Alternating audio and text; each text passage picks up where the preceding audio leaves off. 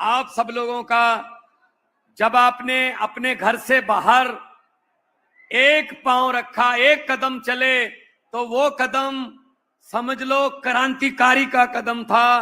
वो क्रांति की शुरुआत थी। आपका आना हमारे लिए बहुत ही भाग्यशाली है। आपका चला हुआ एक एक कदम हमारे सर माथे पर। सबको मेरी नमस्कार, नमस्ते, सत श्री अकाल। यहां पर बिलासपुर में आने का एक ही मकसद है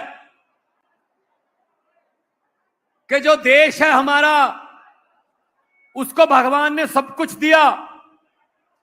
कहीं पे मारूथल दिया, कहीं पे समुंदर दिया, कहीं पे कोयला दिया, नदियां दी, पहाड़ दिए, पंजाब में उपजाऊ धरती दी और देश भगत लोग भी दिए, मेहनती लोग दिए भगवान ने देश को।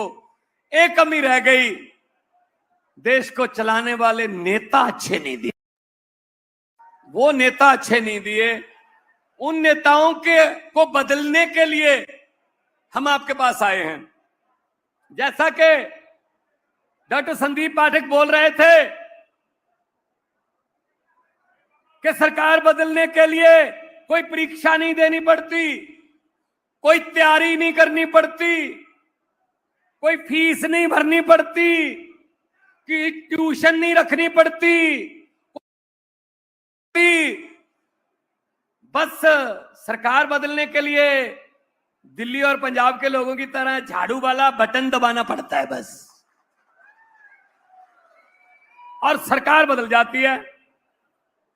और जो अपने आप को पैसे वाले कहते हैं, धनवान कहते हैं, भाई साहब उनका पैसा जो है ना वो धरा धराया रह जाता है। ये पब्लिक जब ये धार ले, मन में ये बात पब्लिक के घर कर जाए कि इनको हराना है, जो मर्जी कर लें, अब इनको हराना है।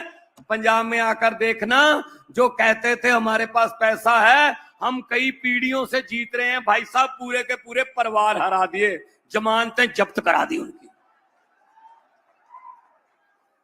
हमारे पास पैसा नहीं था, आज भी नहीं है। हमारे पास इनकी तरह गुंडे नहीं है, मसल पावर नहीं है। ये झूठे वादे करते हैं, हम गारंटियां देते हैं। आज 2 तारीख है भाई साहब, 1 साल हो गया। पिछले साल 1 जुलाई 2022 को पंजाब सरकार ने, जो आम आदमी पार्टी की सरकार बनी थी, 1 जुलाई 2022 को पंजाब में लोगों को बिजली मुफ्त देने का फैसला किया था। 1 साल हो गया, आज भी 90% घरों को बिजली का बिल 0 आता है भाई साहब। आप पूछ लेना, फोन करके पूछ लेना, 600 यूनिट फ्री है, 90% पंजाब को बिजली का बिल 0 आता है।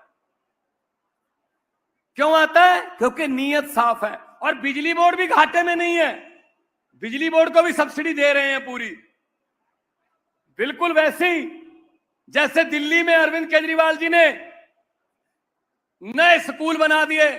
सरकारी स्कूल इतने अच्छे हैं। आप कभी आना दिल्ली आना और कोई भी सरकारी स्कूल में चले जाना, भाई साहब ये देश में पहली बार देखा होगा आपने, एक रिक्शे वाले का बच्चा, एक रेडी पटरी वाले का बच्चा, और एक जज का बेटा और एक कमिश्नर का बेटा एक ही बेंच पर बैठकर एक ही किताब पढ़ रहे हैं भाई साहब दिल्ली में। अदरवाइज वरना गरीबों की किताबें और हैं, अमीरों की किताबें और हैं। अमीरों का सिलेबस और है, गरीबों का सिलेबस और है। अमीरों के मास्टर टीचर और हैं, गरीबों के और हैं। गरीबों को और गरीब रखो, ये कहते हैं। इनको बच्चों को पढ़ने ना दो। अगर इनके बच्चे पढ़ लिख गए तो जो अफसर बन जाएंगे, अफसर बन गए तो उनकी 2-3 लाख रुपए सैलरी हो जाएगी महीने की, कमाने लगेंगे तो घर की गरीबी खत्म कर देंगे और घर की गरीबी खत्म हो गई तो भूपेश बघेल जैसे लोगों के घर के सामने सुबह सुबह अर्जियां लेकर कौन आएगा भाई साहब? हाथ जोड़ के लाइन में कौन खड़ा होगा फिर? इसलिए कहते हैं इनको यहीं रखो, इनको पढ़ाना नहीं है। लेकिन आम आदमी पार्टी कह रही है हम इनको पढ़ाएंगे, हम इनको डॉक्टर बनाएंगे, हम इनको वकील बनाएंगे। और वैसे ही अस्पतालों में दिल्ली में सारा दवाइयां फ्री हैं। पैरासीटामोल की एक छोटी सी गोली लेनी हो बुखार की, या 40-50 लाख का कोई भगवान ना करे कोई ऐसी बीमारी हो जाए, कोई ऑपरेशन हो, फ्री है। तो आप सोचोगे कैसे